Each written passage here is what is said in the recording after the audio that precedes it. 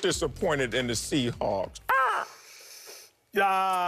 Big bro, I'm torn on this one. I'm torn because the Seahawks incredibly disappointing, but I'm going to go with I'm impressed by the Giants, man, and I have to say this, number one, because Giants fans have been killing me on Twitter. I've seen the tweets. Yes, okay, they've been telling me to take a lap. I'm going to take my lap as soon as the world becomes more COVID safe. Kudos to Joe Judge.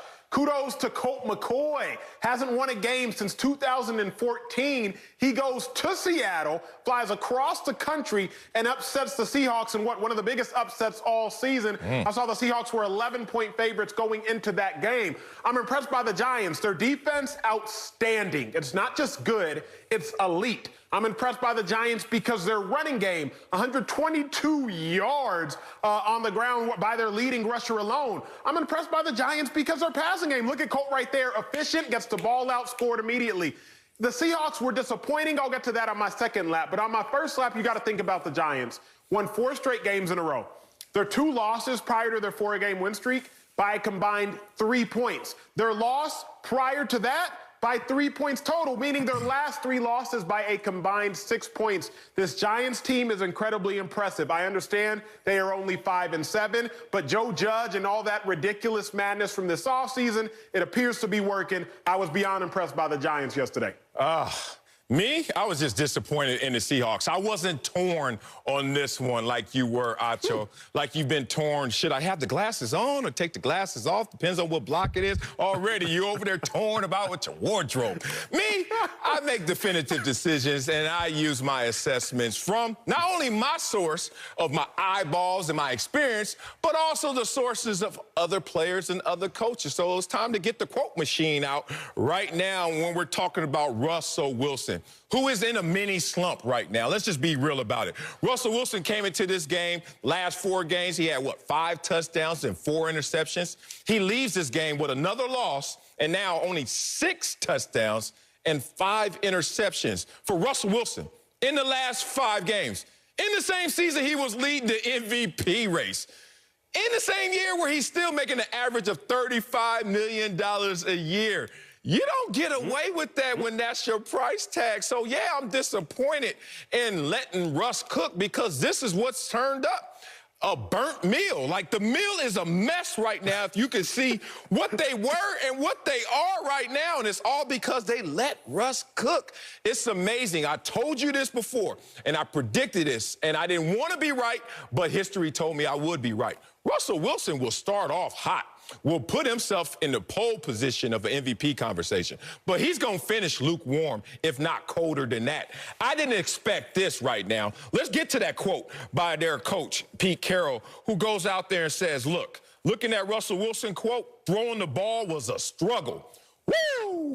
An MVP candidate, $35 million man, and your coach comes out and says throwing the ball was a struggle. That is a bullseye on one player and one player only in Russell Wilson. He also said Russell Wilson is taking too big of sacks in terms of the monster losses in sack yardage. You remember playing Madden back in the days, like before Madden got all professional and it started to imitate and replica exactly what the game is on the field. But before that, like Madden 95, when I used to play in college, shoo, you go back 20, 30, 40 yards and still could complete a pass. That's how Russell Wilson's playing right now, like Madden 95. Like he going back 20, 30 yards. Oh, I'm going to run around. I can elude. I have the best deep arm ball. I'm going to make it happen. And boom, all of these sacks for big yardage losses are starting to add up on top of the fact that he feels gun shy. He's not pulling the trigger the same. He's trying so hard to cut back on turnovers that he's actually messing up. Come on, man. You're not expecting this of an MVP or franchise quarterback.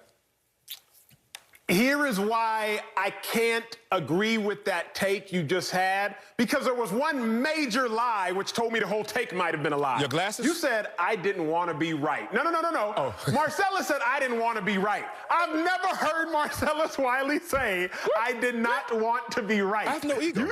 You sir, live to be right. Shut up, Sel.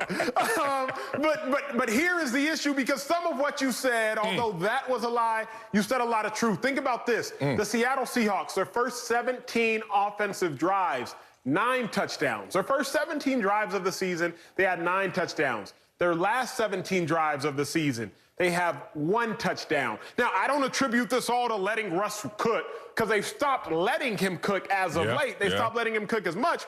I attribute this to the fact that the Seahawks just are not as good as we thought they were. And early on in the season, we're like, oh, the Seahawks blew out the Falcons.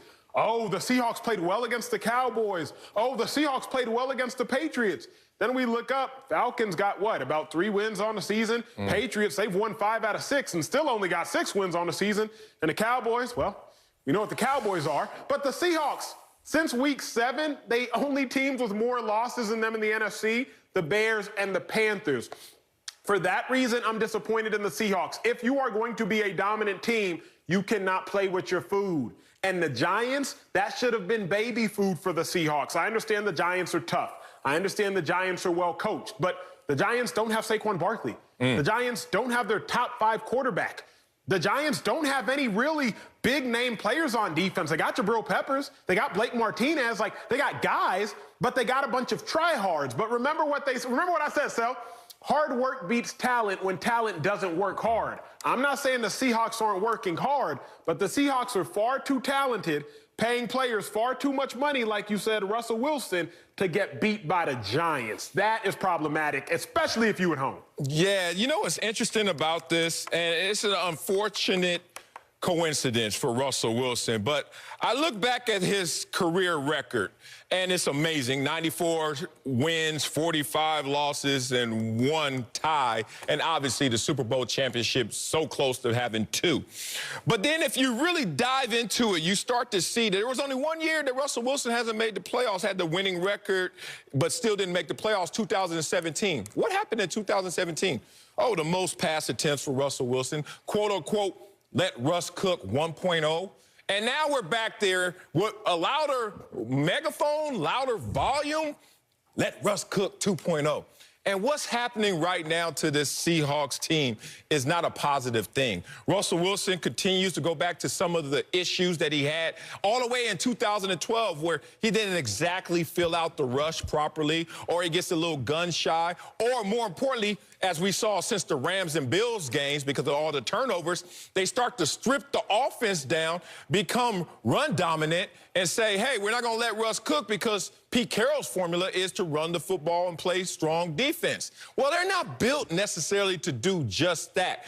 And there has to be a balancing act, a happy medium between what Russell Wilson can do when he cooks and what he's doing right now, which is turn the ball over or not play efficient, effective quarterback. So I don't know what the answer is for this team, but with the stretch run that they have in front of them, and it's an easy-ish type of schedule because obviously you get to play the Jets, you get to play the Washington team in there. They have to figure this out, Acho. If they don't figure this out right now, let Russ cook, and the MVP is going to be the least of their worries. It's going to be, what are we doing as a team going forward?